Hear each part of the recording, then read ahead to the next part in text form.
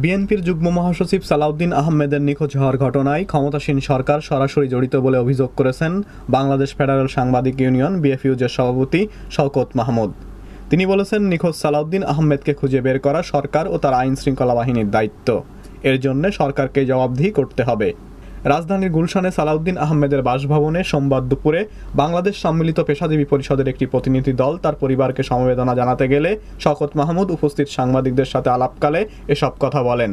সালাউদ্দিন আহমেদের নিখোঁজের ঘটনা দেশের গণমাধ্যমকে স্বাধীনভাবে অনুসন্ধান এবং তদন্ত করার জন্য আহ্বান জানিয়ে শওকত মাহমুদ আরও বলেন, পার্লামেন্টে তার ভূমিকা, মন্ত্রিসভায় ভূমিকা, সব মিলিয়ে সালাউদ্দিন খুব বড় মাপের একটা রাজনৈতিক সম্পদে পরিণত হয়েছে। এবং সালাউদ্দিন যখন বিএনপির যুগ্ম মহাসচিবের দায়িত্ব পালন করেন, আপনারা লক্ষ্য করবেন সালাউদ্দিনের সরকার, এই ফ্যাসিবাদী সরকারের চোখে তার অপরাধটা হচ্ছে তিনি বিএনপির পক্ষ থেকে স্টেটমেন্ট দিতেন, কর্মসূচি ঘোষণা করতেন, উনি বিএনপির পক্ষ থেকে কথা বলতেন। এই হচ্ছে তার অপরাধ। এই কথা বলার জন্য সাগর রুনিও মারা গেছে, কিছু তারা প্রকাশ করতে চেয়েছিল, তাদেরকে প্রকাশ করতে দেওয়া হয়নি। এই সরকারের কথা বলতে গেলেই সরকারের যেন সহ্য হয় না এবং তারা যে কোনো পন্থায় তা দমন করতে চায়। আমাদেরও আন্দোলন, সাংবাদিকদের আন্দোলন, এই কথা বলার আন্দোলনে আমরা বাক স্বাধীনতা চাই। তো সালাউদ্দিনের যেভাবে তারা গুম করেছে, পরিবারের কাছে প্রমাণ আছে যে আইন রক্ষাকারী বাহিনীর লোকেরাই কিন্তু তারা এই ঘটনাটি ঘটিয়েছে। এবং জিডি না নেওয়া এবং কোর্টে সরকারের এই বাহিনীগুলোর পক্ষ থেকে যে রিপোর্ট পেশ করা হয়েছে, সেই রিপোর্টগুলি অ্যাটর্নি জেনারেল ভাবির আইনজীবীর কাছে সেগুলোকে না দেখানো এবং সর্বোপরি সরকার একজন নিশ্চুপ নীরবতা অবলম্বন করা, এগুলোর মধ্য দিয়ে প্রমাণ হয় যে সরকার এর সঙ্গে জড়িত এবং সে এটা ধামাচাপা দেওয়ার চেষ্টা করছে। এটাই হচ্ছে পরিষ্কার আমাদের বক্তব্য। এবং আমরা সালাউদ্দিনকে ফেরত চাই এবং সুস্থ শরীরে ফেরত চাই।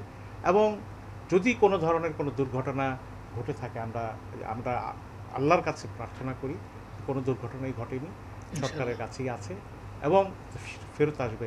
কিন্তু এর জন্য শেখ হাসিনার এই ফ্যাসিবাদী সরকারকে কিন্তু জবাবদিহি করতে হবে। আজকে জাতীয় পর্যায়ে আমাদের সবচেয়ে বড় ক্ষত যেটা তৈরি করেছে, মানুষের মধ্যে, মনের মধ্যে রক্ত ঝরছে, সেটা হচ্ছে যে সালাউদ্দিন কোথায় গেল। সালাউদ্দিনের প্রশ্নটি আজকে কিন্তু জাতির বিবেকের সামনে সবচেয়ে বড় প্রশ্ন হয়ে দাঁড়িয়েছে। আমরা সাংবাদিকরা, পেশাজীবীরা, আমরা যারা আছি, আমরা এই গুমের বিরুদ্ধে আমরা বহু আগে থেকে আন্দোলন করছি এবং বিশেষত সালাউদ্দিনের কেস নিয়ে কিন্তু আমরা আমাদের আন্দোলন থেকে আমরা বিরত থাকব না। এটাই হচ্ছে আমাদের মূল ইচ্ছা। সালাউদ্দিন, আমরা সাংবাদিক, পেশাজীবী, কিন্তু একজন নাগরিকের বেঁচে থাকার, স্বাধীনভাবে চলাফেরা করার এবং কথা বলার যে অধিকার আছে, সেই অধিকার কিন্তু প্রতিষ্ঠা করতে গেলে সালাউদ্দিনের কেসটিকে সামনে রেখেই আমাদের এই আন্দোলনটি, এটাই হচ্ছে আমাদের বড় কথা। এ সময় সালাউদ্দিন আহমেদের স্ত্রী সাবেক সংসদ সদস্য হাসিনা আহমেদ তার স্বামীকে অক্ষত অবস্থায় ফিরে পেতে প্রধানমন্ত্রী ও আইন শৃঙ্খলা বাহিনীর সহায়তা চান। আমি নিশ্চিত, আমরা শতভাগ নিশ্চিত যে আইন শৃঙ্খলা বাহিনী ওনাকে নিয়ে গেছে। আইন শৃঙ্খলা বাহিনীর দায়িত্ব এখন তাকে অবিলম্বে জনসম্মুখে হাজির করা, আমাদেরকে নিশ্চিত করা যে আমার স্বামী অক্ষত আছেন, সহি সালামত আছেন, সুস্থ আছেন।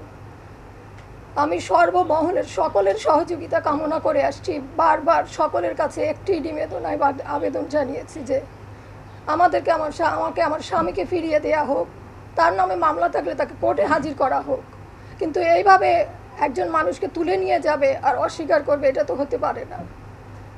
আমি আবার সকলের কাছে আবারও আপনাদের কাছে বিনীতভাবে অনুরোধ জানাচ্ছি, সর্বমহলের সকলে আমাকে সহযোগিতা করুন।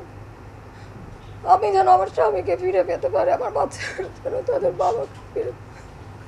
এছাড়া বাংলাদেশ সম্মিলিত পেশাজীবী পরিষদের ভারপ্রাপ্ত আহ্বায়ক ও বিশিষ্ট সাংবাদিক নেতা রুহুল আমিন গাজী বলেন, যে একজন মানুষ রাজনীতি করার কারণে যদি এইভাবে তাকে তুলে নিয়ে গিয়ে যদি অস্বীকার করা হয়, এইভাবে যদি একজন নাগরিকের যদি জীবন যদি বিলীন হয়ে যায়, অনিরাপদ হয়ে যায়, তাহলে বাংলাদেশটা তো বসবাসের অনুপযোগী হয়ে যাবে।